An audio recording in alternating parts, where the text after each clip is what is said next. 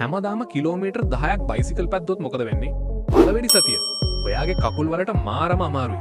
කලවාවල මස් පිඬු දෙවෙනවා වගේ දැනෙනවා. කෙන්ඩ පෙරලෙනවා වගේ තද වෙනවා. හැබැයි ඔයාගේ රුධිර සංසරණ පද්ධතිය දැන් අවදි වෙන්නයි යන්නේ. ඔයාගේ පෙනහළු වෙනදට වඩා මහන්සි වෙලා වැඩ කරනවා. ඒ වගේම හදවතත් ගුණක් හයියෙන් රුධිරය පොම්ප කරනවා. පළවෙනි මාසයේ ඔයාගේ කකුල් වල මස් පිඬු වෙනස් වෙන්න පටන් අරන් කලවා සහ කෙන්ඩවල හැඩය දැන් හොඳට පේන්න තියෙනවා.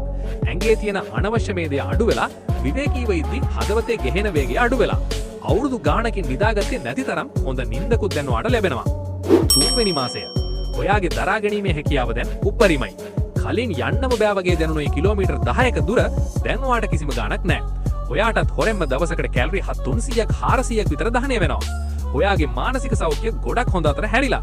ඔළුවේ තිබ්බ ප්‍රශ්න මානසික පීඩනය ඔක්කොම නැති වෙලා යනවා. 6 වෙනි මාසය ඔයාගේ රුධිර සංසරණ පද්ධතිය දැන් ඉහළම මට්ටමක තියෙන්නේ. රුධිර පීඩනය සම්පූර්ණයෙන්ම සාමාන්‍ය තත්ත්වයට ඇවිත් කොලෙස්ටරෝල් මට්ටමක් අඩු වෙලා වෙනහළු වල ධාරිතාව 120කින් වැඩි වෙලා.